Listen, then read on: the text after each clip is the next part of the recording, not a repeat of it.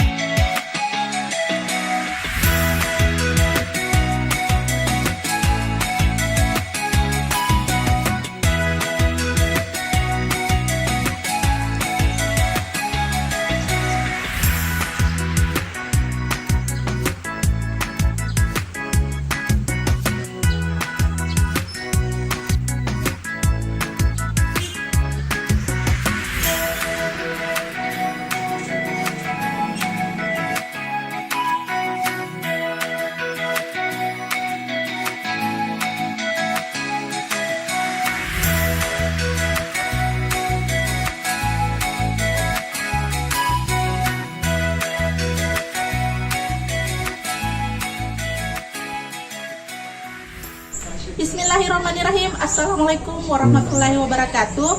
Perkenalkan, nama saya Asmawati SPD, guru biologi di SMA Negeri 10 Bone, sekaligus mahasiswa PPG dalam jabatan kategori 1 Angkatan 3 tahun 2023 dengan nomor peserta 2016 988 05185, NPM 23904495059, jurusan Pendidikan Biologi di LPTK Universitas Negeri Makassar. Pada hari ini, Senin tanggal 4 Maret 2024, saya akan melaksanakan uji kinerja di SMA Negeri 10 Bone. Berikut video praktik pembelajaran saya, semoga bermanfaat. Selamat menyaksikan.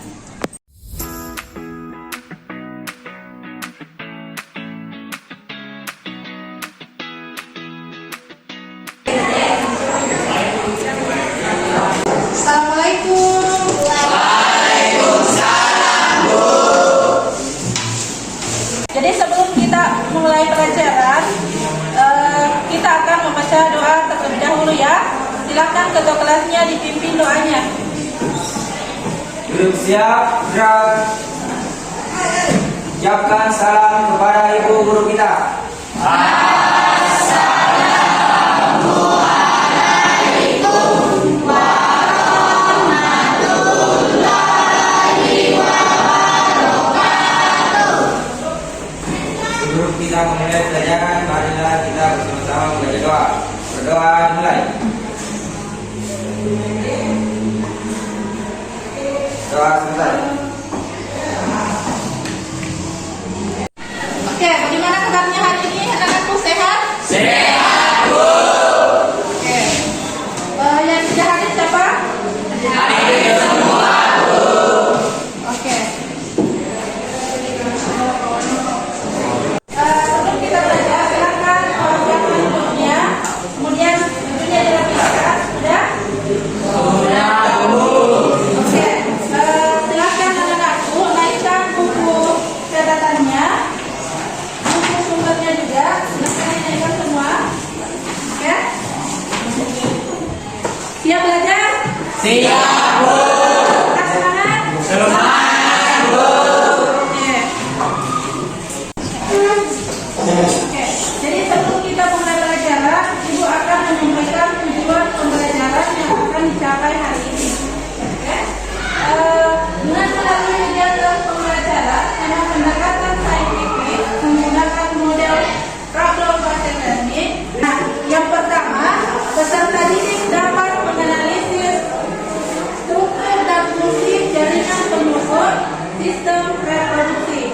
Kemudian yang kedua, peserta didik dapat menjadikan hasil analisis mengenai penyakit atau kelainan pada struktur, fungsi, dan organ yang menyebabkan gangguan pada sistem reproduksi. Ya, semangat ya.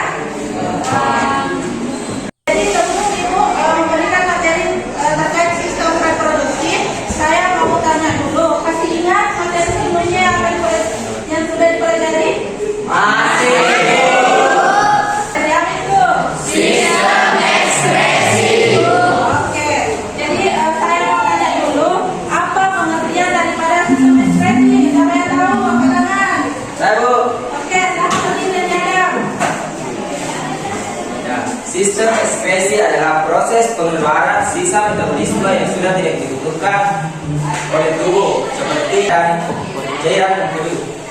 Oke, tepuk tangan buat Caca. Oke, kemudian ada lagi yang mengetahui tentang organ apa saja yang terlibat pada sistem ekskresi? Ada? Saya, Bu. Oke, silakan. Adapun alat-alat ekskresi ada empat, yaitu ginjal, hati, paru-paru, dan kulit. Oke, tepuk tangan buat Putri. Masih semangat belajarnya? Jadi kita harus tetap menuntut ilmu ya, tetap jaga kesehatan juga.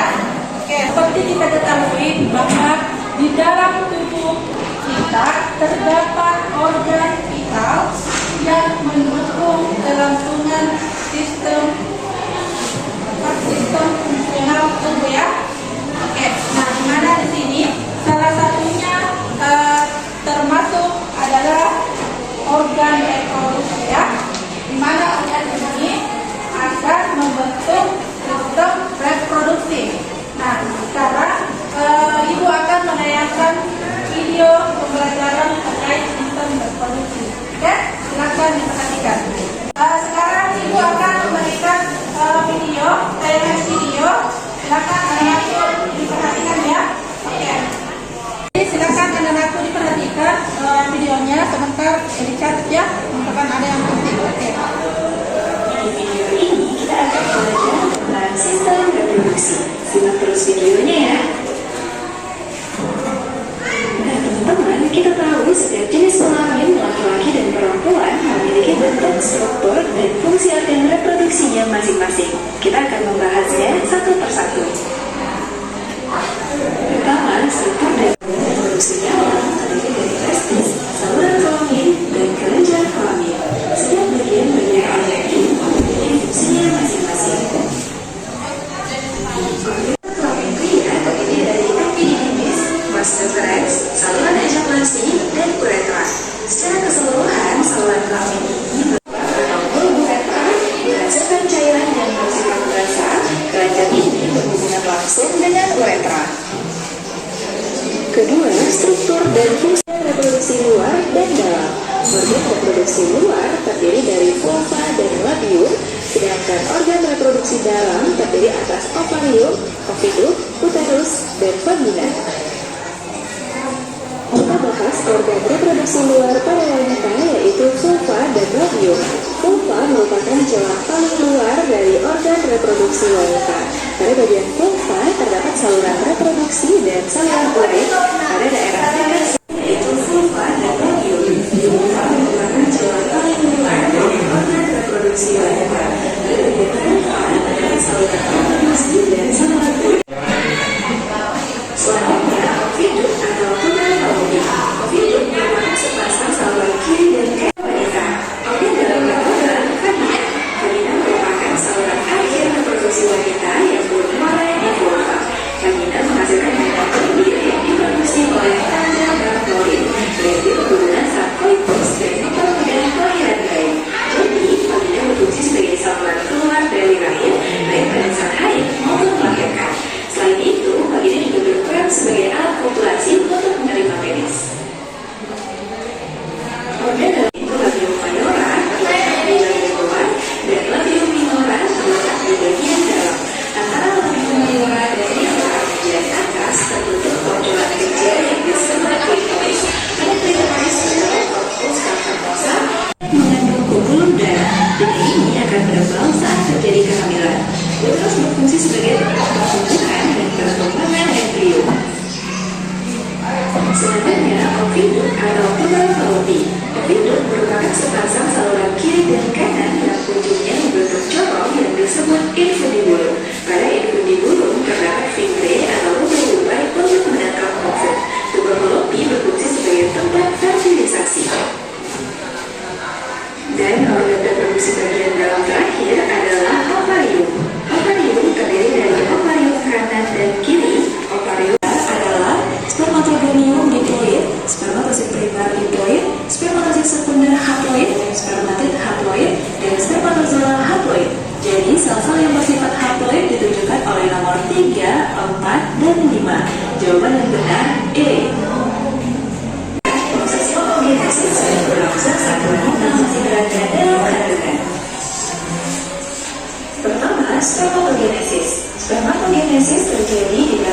genesis sebenarnya di tubulus seminiferus.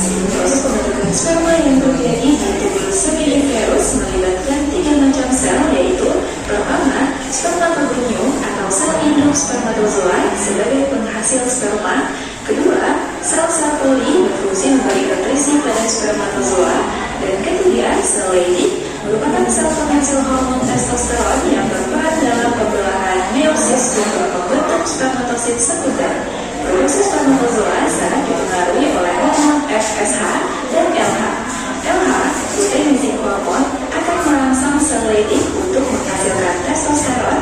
FSH, follicle stimulating hormone, merangsang sel-sel poli menghasilkan ABP. Metogenesis. Kita akan melanjutkan pembahasan tentang siklus menstruasi, fertilisasi, dan gestasi di video berikutnya. Tungguin ya, sampai jumpa. Oke, jadi setelah melihat video tadi terkait sistem reproduksi, apa-apa yang bisa diikuti? Ada yang bisa menjelaskan? Satu orang? Ada? Saya Bu, Oke, silakan dia. tanggapan saya setelah melihat video pembelajaran sistem organ reproduksi wanita yang pertama terdiri dari vulva, vagina, uterus, tuba Fallopi, dan ovarium. Oke, sudah ya, tepuk tangan buat dia. Selanjutnya masih ada yang bisa? Oke, silakan. Organ reproduksi pada pria terdapat 2 bagian, yaitu pada bagian luar dan bagian dalam. Pada bagian luar terdiri atas penis dan skrotum, sedangkan pada bagian dalam terdiri dari testis, saluran kelamin, dan saluran kelenjar kelamin. Sekarang Ibu akan membentuk kelompok 1 sampai 5. Sudah siap? Siap, Bu. Jadi langsung saja kelompok 1, 2, 3, 4, dan 5 ya. Oke, bisa? Bisa, Bu. Nah, di sini ada LKPD yang akan saya bagikan. Kemudian sebentar dibuka, ada beberapa materi yang akan dibagikan.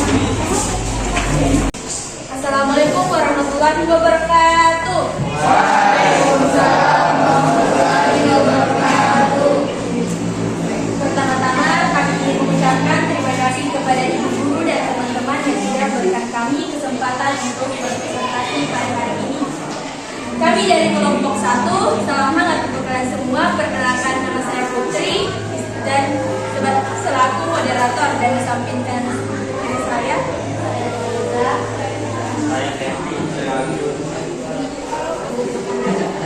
Baiklah, kami akan memulai presentasi kami yang tema sistem reproduksi pria. Sistem reproduksi pria merupakan sistem biologis yang terdiri dari organ dan jaringan yang digunakan reproduksi atau berkembang biak pada pria. Pada sistem reproduksi pria terdapat alat reproduksi atau alat kelamin yang memproduksi sel untuk potong seluruh pada testis.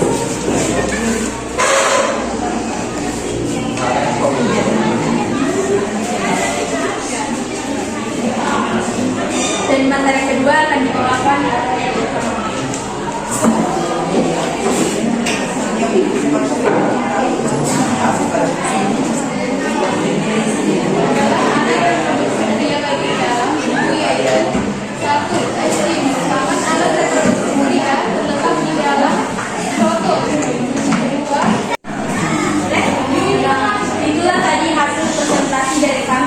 selanjutnya kami akan membuka sesi tanya jawab.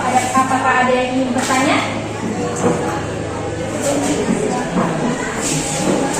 Perkenalkan, nama saya Indra dari kelompok 2. Ingin mengajukan pertanyaan kepada kelompok 1. Bagaimana proses pembentukan sel sperma pada organ reproduksi pria? Izinkan kami untuk berdiskusi terlebih dahulu. Ya. Saya akan menjawab pertanyaan dari kelompok 2. Awalnya, sel spermatogonia akan membelah secara mitosis dan menghasilkan spermatosis primer. Sel spermatosis primer ini akan membelah 2 kali secara meiosis dan menghasilkan spermatozoa haploid. Sel ini akan mengalami fase pematangan menjadi sperma.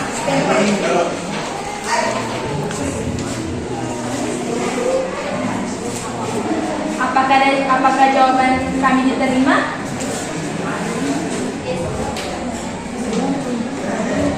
Baiklah, jawaban Anda kami terima. Itulah tadi hasil presentasi dari kami. Jika ada kurangnya mohon dimaafkan. Wabillahi taufiq wal hidayah. Wassalamualaikum warahmatullahi wabarakatuh. Waalaikumsalam warahmatullahi wabarakatuh.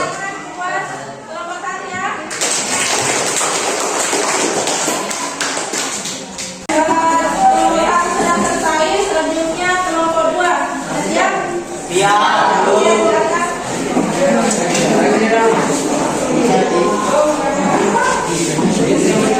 Assalamualaikum warahmatullahi wabarakatuh.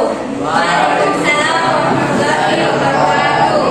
Pertama-tama saya ingin mengucapkan terima kasih kepada ibu guru dan teman-teman yang telah memberikan kelompok kami kesempatan untuk melakukan presentasi mengenai materi tentang sistem reproduksi wanita. Sebelum masuk ke materi, izinkan kami untuk memperkenalkan diri. Saya selaku moderator atas nama Dea Sani Putri, yang di sebelah kanan saya Nurdiana. Saya Nurdiana. Saya juga.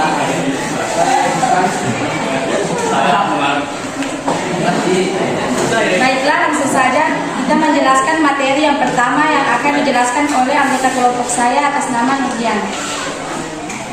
Baik, saya Nurdiana ingin menjelaskan materi pertama, yaitu sistem reproduksi wanita. Sistem reproduksi wanita adalah sistem biologis yang terdiri dari organ dan jaringan yang digunakan untuk reproduksi atau berkembang biak pada perempuan. Akan dijelaskan oleh Nurdiana. Selanjutnya ada organ reproduksi bagian dalam pada wanita. Yang pertama yaitu vagina. Vagina adalah saluran yang menghubungkan cervix ke bagian luar tubuh. Yang kedua yaitu rahim. Rahim adalah organ berongga berbentuk butir yang merupakan tempat dari janin yang sedang berkembang. Baiklah, itulah tadi materi presentasi dari kelompok kami. Jika ada yang ingin bertanya, silakan angkat tangan.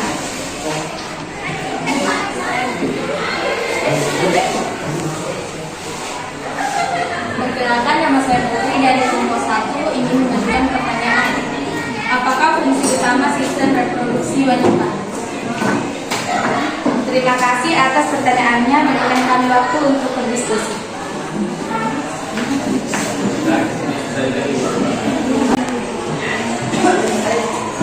Saya akan menjawab pertanyaan dari kelompok 1. Fungsi utama organ reproduksi wanita adalah untuk memproduksi sel telur, ovum, dan menjadi tempat terjadinya pembuahan. Bagaimana kelompok 1? Apakah jawaban kami diterima?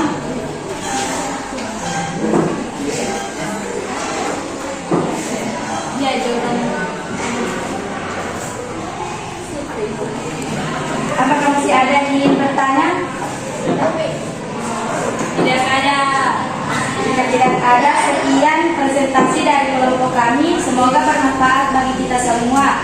Dan jika ada kesalahan, mohon dimaafkan karena kesempurnaan itu tidak akan bisa dimiliki oleh manusia. Assalamualaikum warahmatullahi wabarakatuh. Wassalamualaikum warahmatullahi wabarakatuh.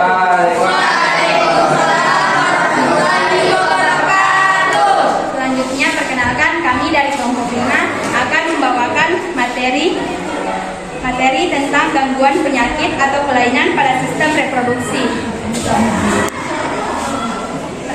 Pertama-tama, perkenalkan, materi pertama akan dibawakan oleh saya sendiri, yaitu penyakit tentang endometriosis.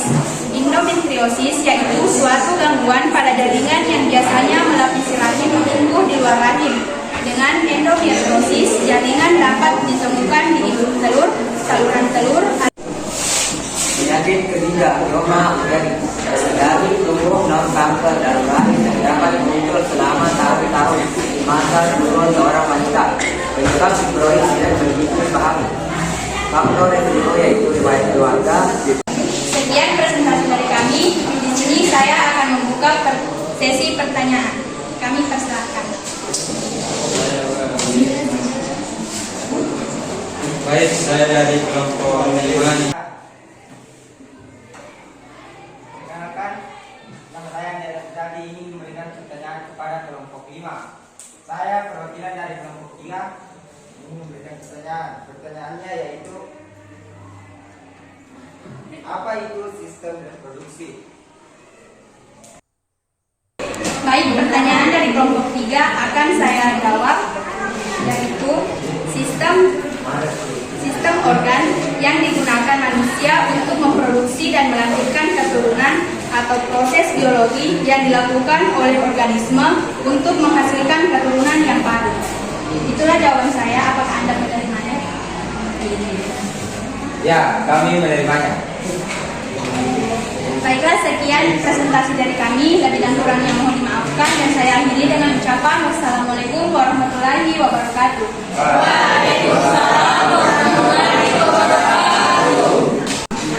Assalamualaikum warahmatullahi wabarakatuh. Waalaikumsalam warahmatullahi wabarakatuh. Kami dari kelompok 3 ingin membacakan materi tentang pernikahan dan pergaulan. Ada 2 materi yang akan dibahas, yaitu pengertian pernikahan dan pergaulan. Pergaulan yang dibacakan oleh Anda.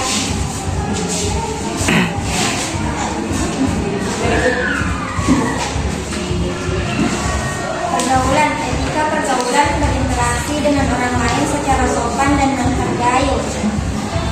Pergaulan sehat tentunya memiliki lingkungan pergaulan yang positif dan sehat.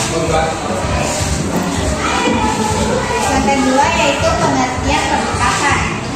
Pengertian pernikahan. Pernikahan adalah ikatan suci antara dua individu yang dilandasi oleh cinta, komitmen, dan saling pengertian.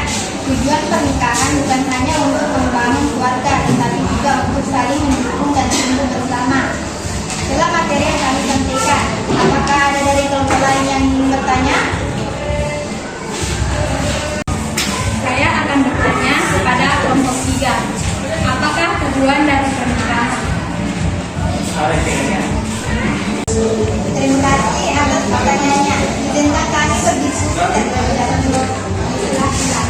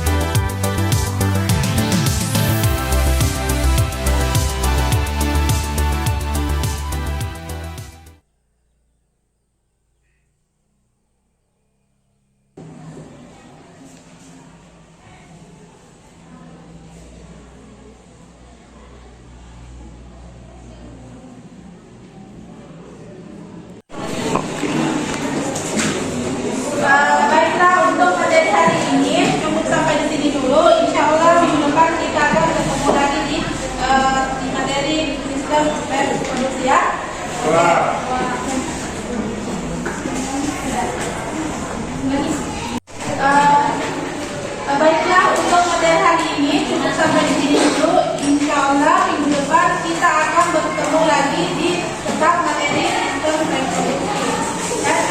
Sekian dan terima kasih. Assalamualaikum warahmatullahi wabarakatuh.